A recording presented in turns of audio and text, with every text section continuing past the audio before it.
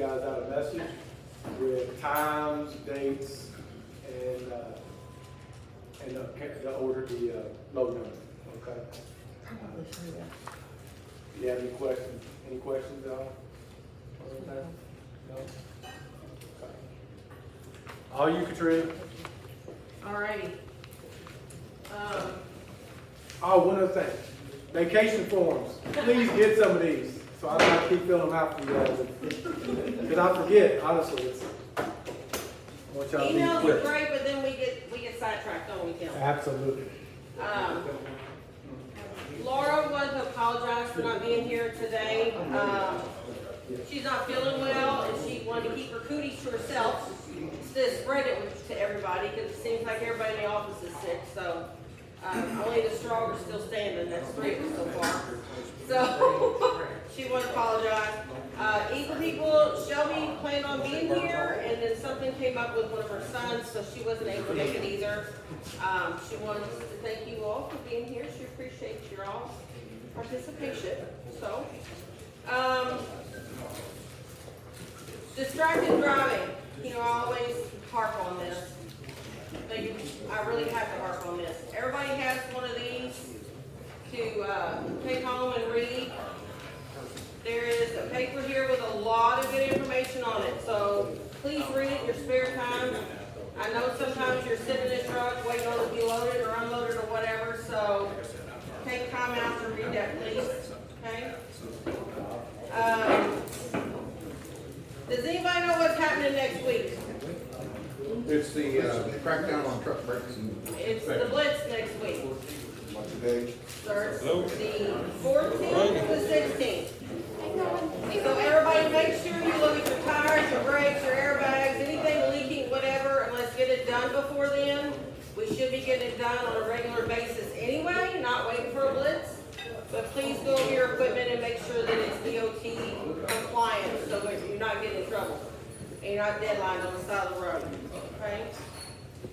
After the meeting, we're gonna have a short 15-minute video for the Peregrine people for it's open enrollment for their health insurance. And our insurance guy came in the other day and did a little video to go over a few little things, to give you a phone number to call in case you have questions or whatever. These blue packets that are up here, all the Peregrine drivers need one of these. Yes. So don't forget to swing by and pick it up before you go. And next safety meeting is going to be the third quarter safety meeting. It's going to be here. I'm going to have somebody from Ryder come in and talk about basic things that drivers should be doing with their trucks. You know, draining the air tanks, blah, blah, blah. It'll also be open for questions and stuff. Mike, I've already addressed your problem, and now I know what I gotta do to get that fixed. Apparently there was a download from the manufacturer on the international trucks. I didn't know that till this afternoon.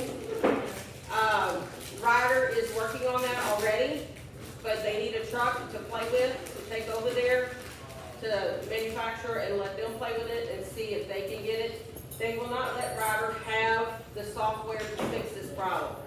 So it may take us a while to go through all the things and get them done, but anybody that's got a problem, send me an email so that I know you got a problem with your truck so I can start filtering you all through, okay? What will it do?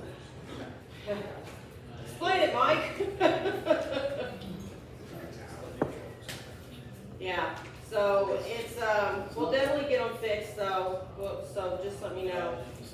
We have a guest speaker today. I want y'all to pay attention. This is Doug Pope. He's with Doug Pope Consultants. He is, That's an original name. It is an original name. I love it. He is my go-to guy for a lot of stuff. So he's been in this, how long have you been in safety? 44 years. 44 years, almost as long as Rick Swan's been driving. Oh my God. Look at that. Rick's only 50. How's that I'm working? sure we've come across each other somewhere, Right, right? he's been driving. How long you been driving for, Paul? 49 years. 49 years. Back when pyramids. That's a long time. Wow. That's a long time. That's something to be proud of. before it was legal for you to drive. Yeah. He was grandfathered in with a driver off the farm, probably. So I want y'all to pay attention to Doug. He's gonna go over our scores and what it means, these tickets and different things, how it affects you all, how it affects the company. So I want y'all to pay attention to him. You know, give him the time of day and pay attention. There will be time for questions at the end. You didn't tell me that. Yeah, you gotta answer stuff. Sorry. These people wanna know stuff. So, I know, it's a novel idea, isn't it? I've been set up, but that's all right. So I'm gonna hand it over to Doug, and he's gonna start his presentation, okay? So, Hey guys, good to be with you. Yeah, I've been in trucking 44 years. I'm number 10. We both worked at Mercer and for a long time. And I was there 18 years, and I started a consulting business about 23 years ago. Me and my wife. So it's a good life. I enjoy trucking. I enjoy talking with drivers. I think you all have one of the toughest jobs in this country because I see videos every day of what you put up with out there. Okay, so I understand it, and I do respect what you all do. And what we're going to talk about today is a few different things. What CSA means to us, what those scores mean. You hear a lot about that and things of that nature. Our scores are really very, very good at Paradigm, and they're also good at Eagle. And so these are two really fine companies. However, our insurance companies don't always agree with that when they come up time for renewals, all right? And one of the things that I like to talk about is how your CSA points, how these points affect you as a driver and affect us as a carrier. Everybody knows CSA came around in 2010, now we're 14 years into it. They continue to modify, and the insurance companies continue to look at that as to whether you are gainfully able to be employed, all right? So your employment hinges a lot on what you do in that truck and what DOT writes you up for in that truck. And as I look at our scores, we've had some, I'll say we've had some drivers who maybe exceed the speed limit a little bit from time to time. They're probably not here today, but there are some that do that. We've had some pulled over. We've had roadside inspections that dictate that. And one of the first things I want to show is kind of what all that means, what that looks like. Like I said, our scores are really good. We have, let me get to it here. But when you look at it, there's something I want to show you on this part. Everybody in the country can see this. All right, this is for us here. Everybody in the country sees this score, and you'll notice up there at the top, it's got how many vehicle inspections we've had in the last 24 months, and how many total inspections. So when you get a level 3 inspection, that's a driver only. That's why you see 29 driver inspections. But only level 1 and level 2 inspections go against the vehicle. All right. Level 1 is a walk around by the officer. I'm sorry, level 2 is a walk around. Level 1 is he crawls under your truck, puts you over the pit, and does all that fine work on your brake travel. We are at 40% out of services. All right, that's extremely high. We don't have any alerts as far as our CSA score goes, and we're not even supposed to get pulled over according to the way CSA manages that. But we still do get some inspections. And so here we have 40%. Does anybody know what do you think the most out of services we get for equipment are? And it's two things in particular. What is it? Slack adjusters. That is one, but it's not the main one. Tires. It is tires. And the thing about tires, and I hear it all the time, when I did my pre-trip, it was good. It had air. 20 miles down the road, it ain't got no air. And so DOT pulls you around or what have you, and they look at it. And so what does it mean to be out of service for a tire? What does it have to be? What are the criteria for that? Anybody know? 195 pounds. Huh? 195 pounds. 195 pounds? That's a violation, but it's not out of service. So let's say the tire is rated for 110 PSI. So what would the out of service number be? Huh? 50% or less. 50% or less, that is correct. 50% or less. That's a pretty low tire, all right? So basically it's flat. So we've had several of those, and that's why our out of service number is high. The last 2 inspections where we've had violations have both been tires. All right, and they've both been on the tractor. Not on the trailers, but on the tractors. So we just encourage you, and Katrina said earlier, we need to do a better job, we need to do a good job looking at our equipment, tires, lights, and brakes. That's the 3 things they look at. Of course, with flatbeds, we've got to throw one more thing in there. What's that? Load securement. Okay, load securement. What is an out of service on load securement? Bad strap. Okay. Bad strap by itself is probably not out of service, but a bad strap that they take off the truck, they take off the material, now you don't have enough securement, so the out of service becomes you don't have enough, and now it's out of service. So basically what they do is they double up on it. So how much of a cut can you have in that strap? None. None? None. That's a good answer. All right. The regulation may give you, they may say 1/4 inch, what have you, before it goes out of service, but it's still a violation. You don't want any cuts on that.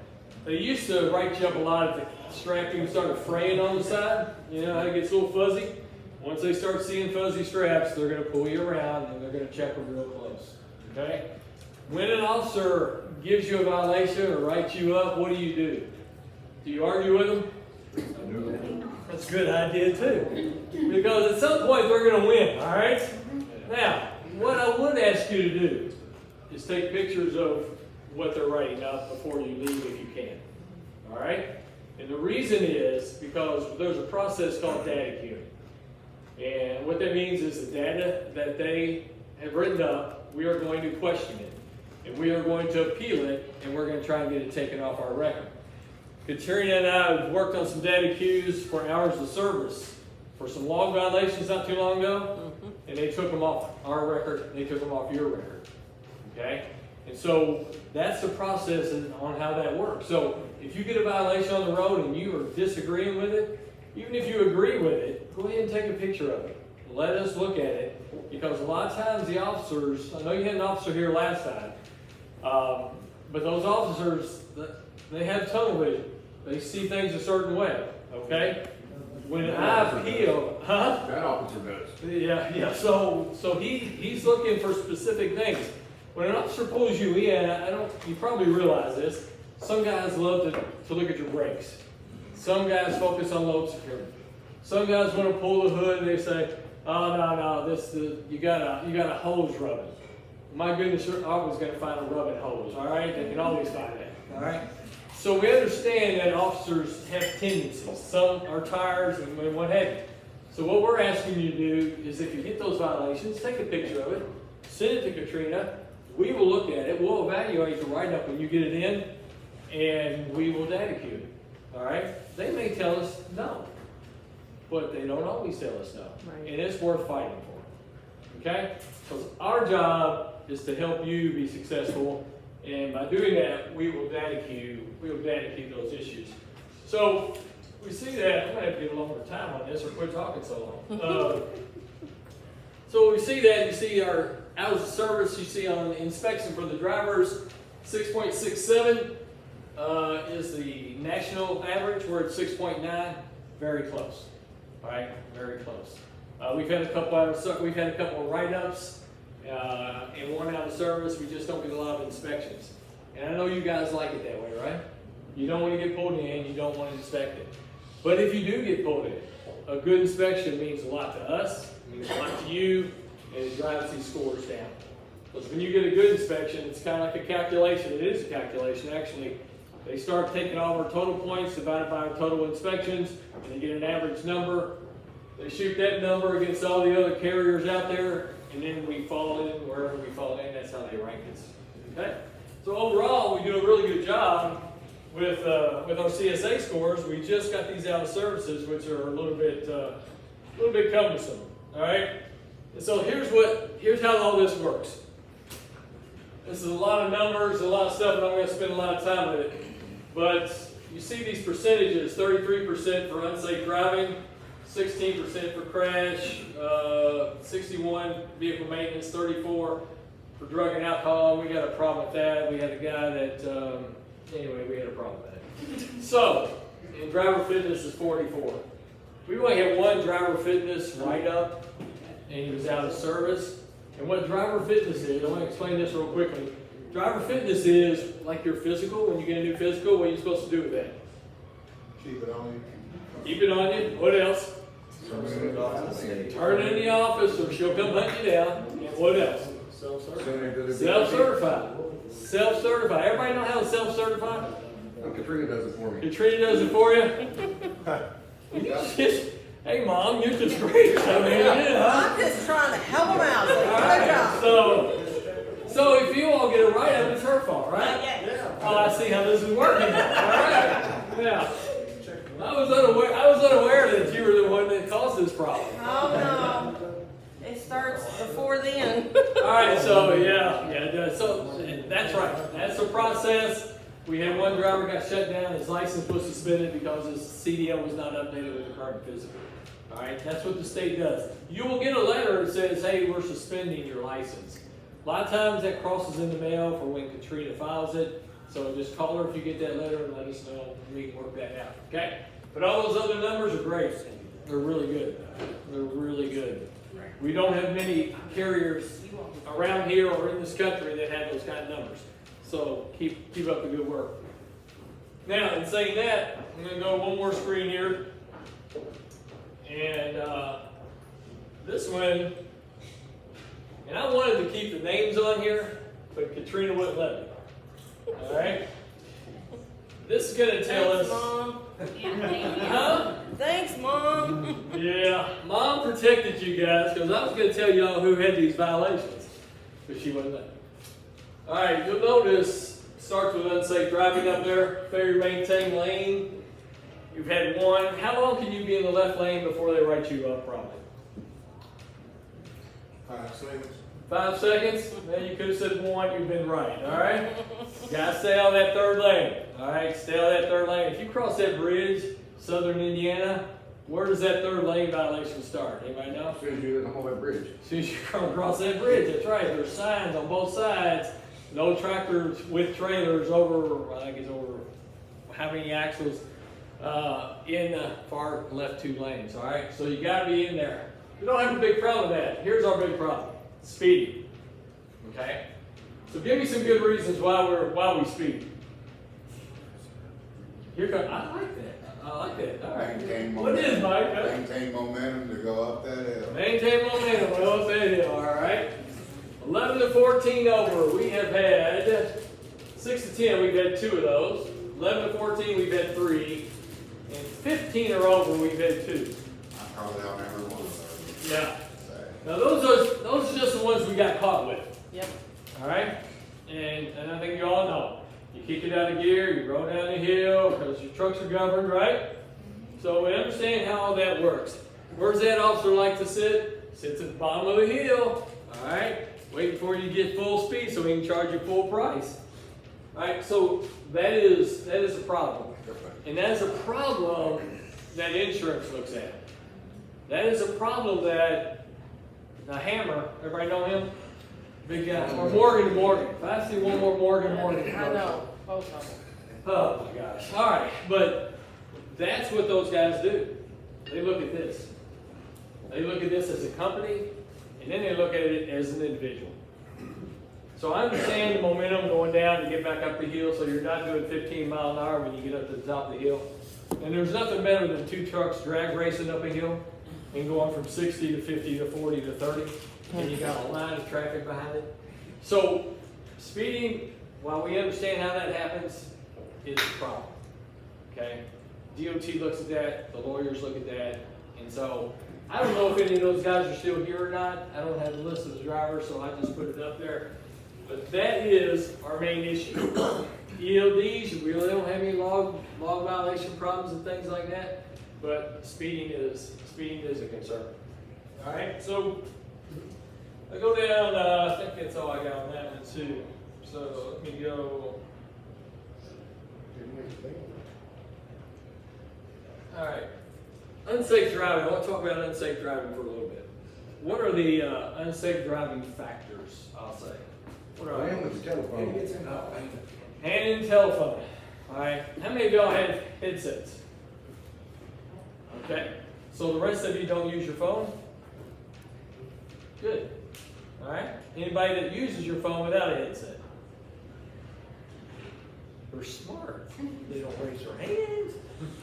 All right, we get phone calls. They're We get phone protecting calls. my blood pressure. Huh? They are protecting my blood pressure.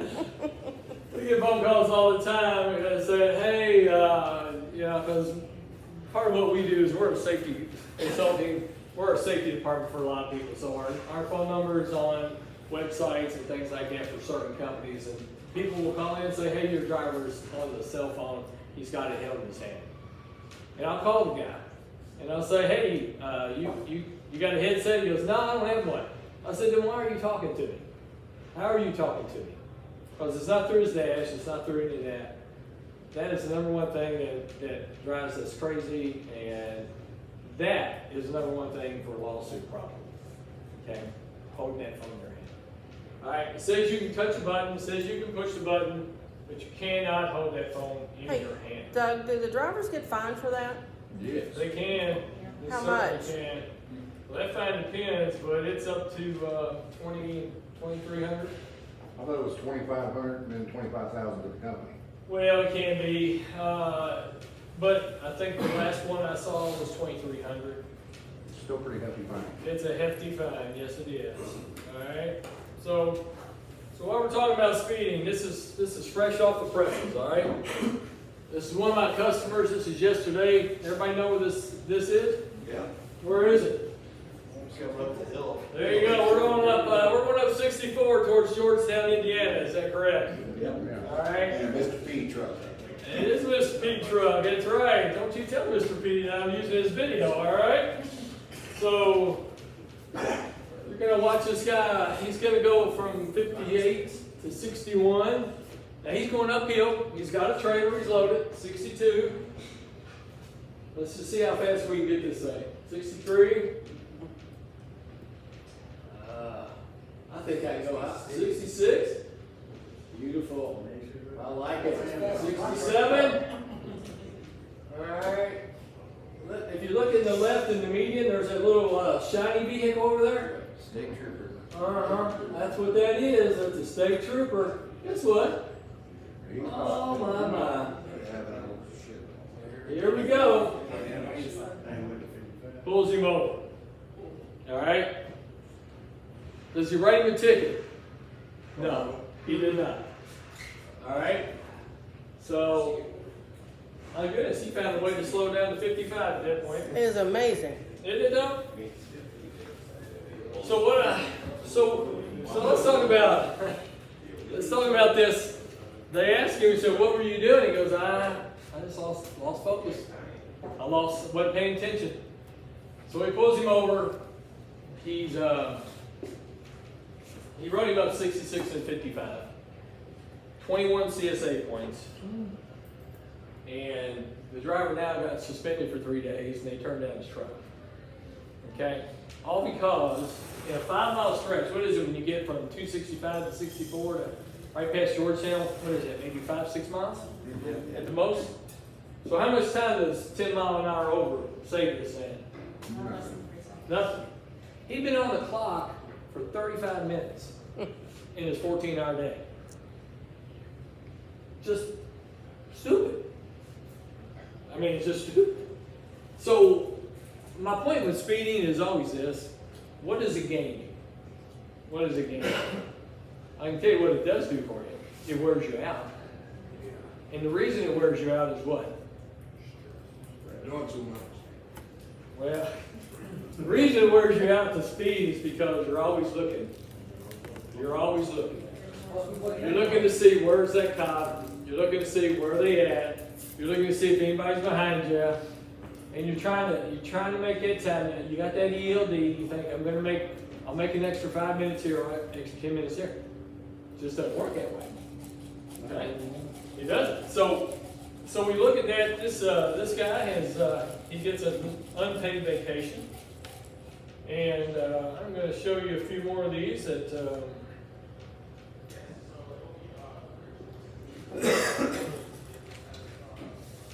I'm going to show you one that was real costly here.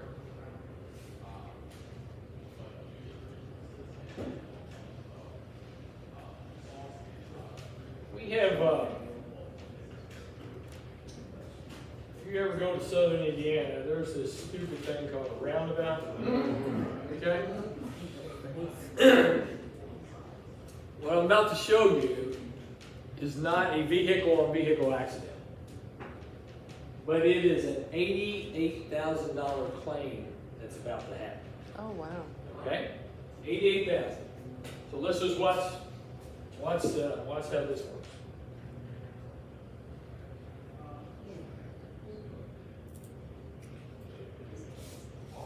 What happened there?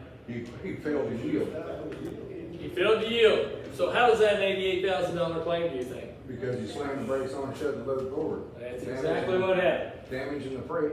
He damaged the freight. All right? He damaged the freight. By slamming it.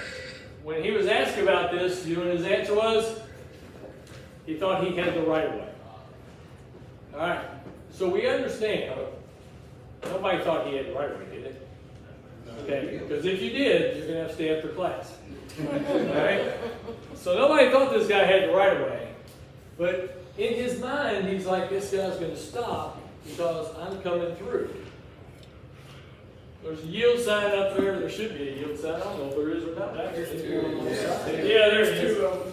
There's two of them. So, you know, you see that, and look at his speed. 31 miles an hour to go through this roundabout. Now, the $88,000 cargo plane was much cheaper than hitting that car and going through a lawsuit from it. Okay? We understand that part.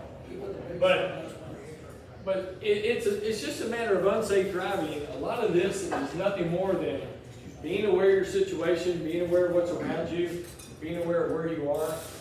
A lot of guys will follow a device called they're called what? GPS? Something like that. Something. Yeah. Y'all They're have those? questionable. Y'all have those in your truck? Yeah. Everybody use them? All right. How many of you have an atlas? Do you pre-plan? Sometimes? Yeah, and if you don't know where you're going, maybe. Yeah. All right.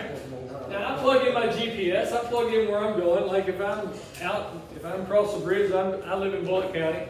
If I'm across the bridge, I'll plug in where I live and I'll see what traffic is what, and I'll go through subdivisions, city streets, and all that stuff. Get home. I understand all that. But when you're going someplace you don't know, and you're not familiar with the road, and you blindly follow GPS, it can get you in a whole lot of trouble. Whole lot of trouble. I told a guy once, not too long ago, I said, when you got to the gravel road, why did you not stop? He just didn't. So he gets down the gravel road, and it's a 90-degree turn in a tractor trailer. So what do you think happened? So he tries to cut through the little ravine. That didn't work out. Trailer slides down there, hangs up the ICC bumper, $5,000 tow bill to get him back up on the road, and then they had to back him all the way out of there. So, understanding where you're going, know where you're going, they can call the customer, right? Tim will call the customer, somebody will call the customer and get you directions if they don't give them to you up front. But if you're not sure, stay on the interstate as long as possible before you get off where you're going to unload. Because that GPS will tell you the shortest route. Does not mean it's a truck route. Does not mean it doesn't have turns that you don't need to be in. So we get a lot of stuff like this. Had somebody go into a customer the other day one way, GPS took them out the other way. When they went out the other way, ended up in the subdivision, took down power lines. Okay? So just understanding where you're at, what's going on, it's just a big key. There's some other good stuff here I want to show you.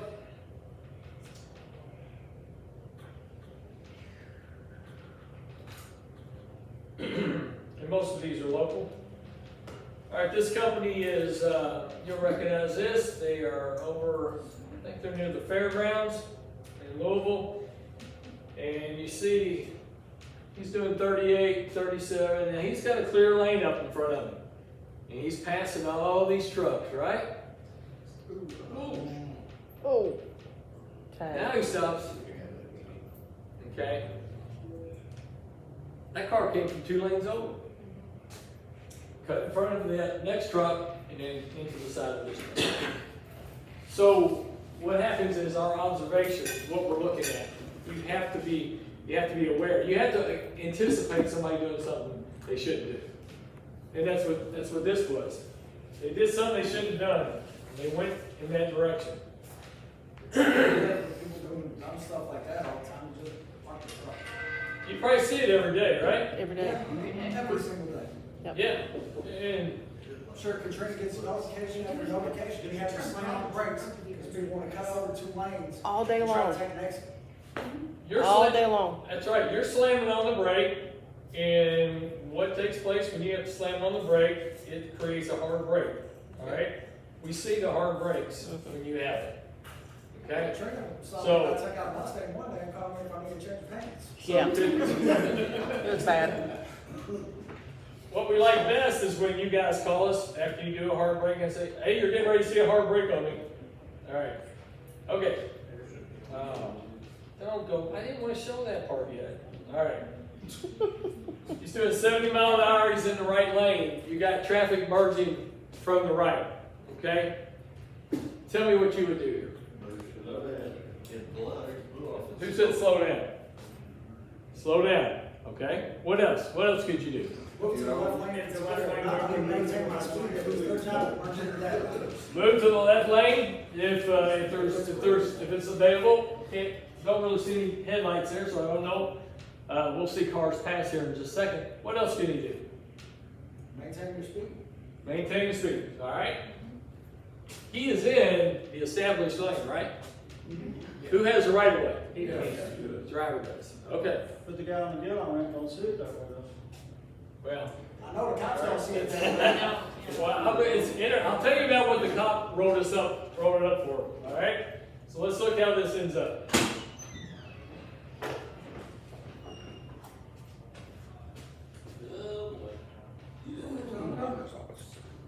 All right. I don't guess I have to tell you they make contact. All right. Now, what I want you to see is look at his speed. Look at his speed. All right, he's got his cruise control set. He's sitting it on 70 mile an hour, flat land, right lane. He has the right of way. It's a 70 mile an hour speed zone. Okay? That accident, would he be at fault? No, not at all. All right? The officer wrote the report. The lady said that he came over on her. Yep. And that's how the officer wrote the report. We showed the officer the video, he rewrote the report. Okay? The value of cameras in trucks, that's one of them right there. Now, driver's not at fault, but is this preventable? Yes, if he stepped on the brake or moved over. All you had to do is step on the brake and move over. Listen, and the reason I show you this video, it's a great example of a preventable accident as opposed to a not at fault accident. Okay? We will go to bat for you all in this type of situation all day long, but here's the deal. You're sitting on the side of the road now for several hours. You're going to be deposed because we got lawsuits on this. All right? The lady felt she could sue us. So that, of course, we won that when we showed the video. The lawyer dropped the case and all that. But the driver could have just slowed down, or he could have moved over if he had the ability, and he could have avoided the accident. Now I know it's irritating because you always seem like you're all going backwards. All right? You're always slowing down. You're always getting out of the way. You're always doing that. But this is considered, when insurance looks at this, they consider this a preventable accident. Even though he's not at fault, he could have prevented it because back here, he sees she's coming. She's already crossing. And then he finally hits his brake. Yes, sir. Think about it is, if you slow down, someone's gonna ram in the back of you. Okay, if someone's following him too close, they can ram into the back end. That is correct. We're going to have an accident either way. Yeah. All right? I don't want this to sound wrong, but I'd rather somebody hit you in the rear of that trailer than us hit somebody forward facing. And I'm talking about it from a liability standpoint. Somebody hits you in the rear, clear cut, no issues. Yeah, we kind of win that one, okay? And I've got a couple more I want to show you just to use as examples. There is one on here that, I'll show you this one just because I can't believe it actually happens. Oh, that's not the one. Everybody knows what this is going to happen. He's going to lose focus, he's going to get over in the snow, and he's going to jackknife. Does he hop around and stuff too? Oh, he bounces. We have one He that bounces around, he does all Yeah. kinds of good stuff. It's fun times. Here's one of them I want to show you, and just a couple of them. Everybody recognize this? This is coming over the bridge. See those flashing lights? See our driver, 70 mile an hour, 70 mile an hour, 70 mile an hour. I think I'll go to the left. 71. Uh-oh, wait a minute. There's a car over there. Oh, That's over the new bridge on East End. That's a first-time truck. there's another. All right? There was already an accident on this bridge. Okay? Yes, he's very fortunate that he did not go over. All right, this is all right, right here. What do you see? All right, you see snow, right? Snow and ice. What's the road look like? Black ice. Does it look wet? Yeah. Okay, or does it look shiny? It's hard to tell with the steel shine, but Left lane super trying to go. yeah. All right. Now you see those flashers, right? He never gets out of the gas. He wasn't on his cruise. He's got it forward because they're governed at 70. And he thinks because there's flashing lights in the right lane, he's going to go left. And when he does that,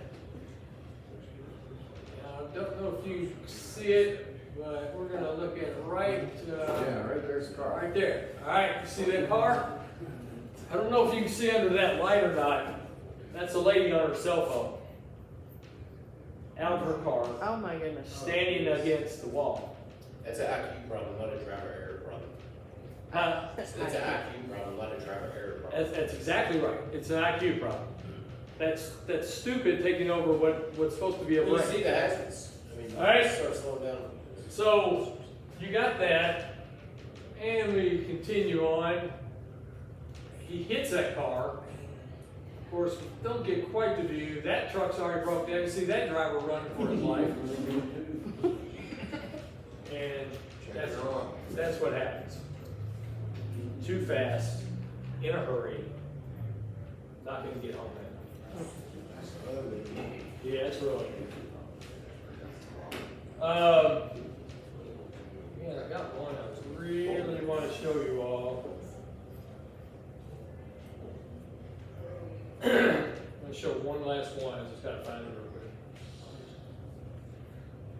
I have so many. Any white trucks in there? No, Or red? really. Look where something says 2-lane. I can't find it. 2-lane road, bad city. Yes, there it is. Thank you. This is really. All right, this is 2 minutes long, so I'm going to tell you about this one. This is down in Alabama. I want you to see the distance from this guy from the car in front of him, all right? Speed didn't show up on these guys' videos, but it's 50, he's doing 55. You'll notice his following distance, you'll notice where he's at. What else do you know about these surroundings? What do you see? Trees, bushes, and Houses. houses. No shoulder. Houses, no shoulders. Deep ditches. All right, so when you see houses, no shoulders, what does that tell you? Residential area, slow down. You better slow down because there's going to be vehicles coming in and out of those driveways, right? All right, that's what we're going to see here in a minute. Now look at his following distance. Is he getting closer or is he maintaining it? All right, he's going to start creeping up. So as he continues to drive, he continues to creep up on this. You see 1, 2, 3, 4. You can see all 4 cars. You see the cars coming the other way. And now look how close he is. Yeah. Just in 30 seconds, he's gotten that close to all them. Okay? Now, when we look at that, and we see he's still doing 55, even though it doesn't show it, won't show it on the screen. we're getting close to, he's got about 40 seconds left, and there you go. All right. Is he going to the graveyard? Look like it. All right. So right here. Well, see when those tail lights come on, right as they come up that hill, that car up there in front of him is going to turn. Tail lights coming on. Where would you go in this situation as a driver? You should go to the right, but that Okay. man went to the left. Tough decision, isn't On it? the right. It's tough to make yourself head towards an embankment and trees. I realize that. It's tough. But he put himself in a bad position. And right there's brake lights. He is not braking. He's coming up strong on him. Now he realizes the last thing you do is move into oncoming traffic. All right? Elderly couple in the other car. Neither one were killed, but they were seriously injured and had to be transported to the hospital. He casually gets out, looks around like, huh, they hit me in the rear. Those are the type of situations that we have to be cautious about. You know, you guys, like I said, y'all have a tough job. The reason I end on this is just to be aware of following distance, staying back. Now I realize when you stay back, if you're out here on the interstates here and you stay back that far, what's going to happen? About 10 cars are going to get in that space, aren't they? And if you're carrying a full load, I'm sorry. It's just, people are just not smart when it comes to being driving around trucks. So that's just a small sample of all the videos that we could talk about, we could look at. But so just be mindful. Just be mindful. I've got some others where I can show you. I got one where a tornado a few weeks ago flipped over one of the trucks, and I got pictures of that guy just going that way. But the main thing is, on ramps with these flatbeds, what we're doing. I mean, I know they rock and they do what they're supposed to do, and that's how they're made. All right, that's how flatbeds made. But as you go around that ramp, it says 40 mile an hour. How fast should we probably be going? 30, 35, something below that. Okay, that's mainly for cars.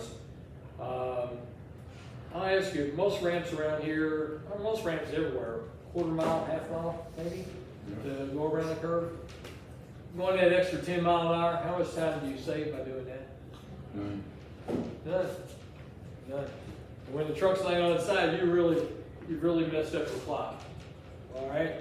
And Katrina's gonna get a phone call in the middle of the night, and hey, I'd hate to have that one.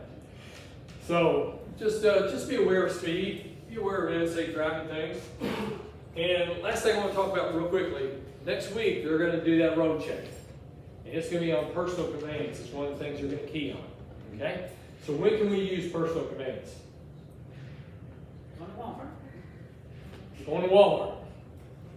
All right. Your break. If you're in a daycare or Shoreline Hollow, you can't use personal conveyance. Huh? If you're in a daycare, you're in Shoreline Hollow, you cannot use personal conveyance. No reason to do it. Those of you who are in the sleepers, when can you use it? When can you PC? When you run out of time, trying to find a trucking stop. When you run out of time trying to find a truck stop, you're staying after class. All right? A lot of people use it that way, but that ain't how it's supposed to be used. All right? They're trying to make it back from somewhere? Yeah. If I understand correctly, the personal conveyance is only allowed to be used, like if you ended your shift and you gotta go get something to eat, you can just go get something to eat and come back. Okay. The rules are vague at best.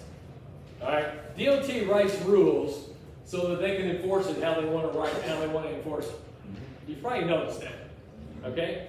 So personal conveyance is really only supposed to be used is if you are at a shipper or a consignee and you run out of time and they won't let you stay there. You can use personal conveyance to get to a safe haven. All right. Closest one. Now that's not 2 hours away to your next load. is still close to safe haven, all right, and that's what they'll look at. So if you're going to put a note in there when you use personal commands, say shipper made me leave, going to safe haven, something of that nature, okay? If you are at, yeah, I'll get you a second. If you are at a place, if you go and stop and you don't like the food there, and you want a bobtail, or you can take your trailer if you want, go get something to eat, come back, you can do that under PC. All right? Can personal commands be part of your 10-hour break? Okay? You don't want it used. Now,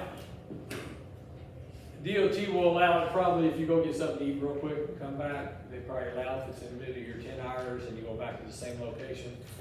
Can't further yourself. You can't personal commands for an hour and 10 minutes and then have 8 hours and 50 minutes of sleeper berth and count that as a 10-hour break. That will not fly, okay? They want a 10-hour break. If you read the regulations, it's part 395, when you get into section 3, it'll tell you proper rest as deemed by the DOT is 10 hours, all right? It's 10 hours. Split the sleeper and all that, we can talk about that if you want. I don't know how many of y'all do that, but for the most part, a 10-hour break is the way to go. Yes, ma'am. Okay, like we come back Fridays, and it's our last day, we go and we're gonna be loaded, and our clock ends at 7 at night. Okay. We don't get loaded till 6:30. Mhm. We're at 14's done, and we're at the shipper. Then we PC back home, How far is home? 20 minutes. Uber. Louisville from Jefferson. You know, it's a, Vague. Yeah, Also in her case though, there's nothing you between can her PC, Right. and home. you so can PC to the nearest safe haven. That would be for her. There's nothing. How's that? that's, Safe haven. There's not a truck stop or a rest area or Yeah, anything in nothing between. like that. You can PC to the nearest safe haven, just wrote shipper without letting you say PC to the nearest. on Friday. Okay? Yeah. And word it exactly like that. I cannot tell you it's okay to do that, but you can PC to the nearest safe haven. How's that? It's only illegal if you get caught. This happened to me at a rest Who area. said that? Cooley. Who said that? Always one. Always Hey, one. you got a friend to stay with you, all right? So,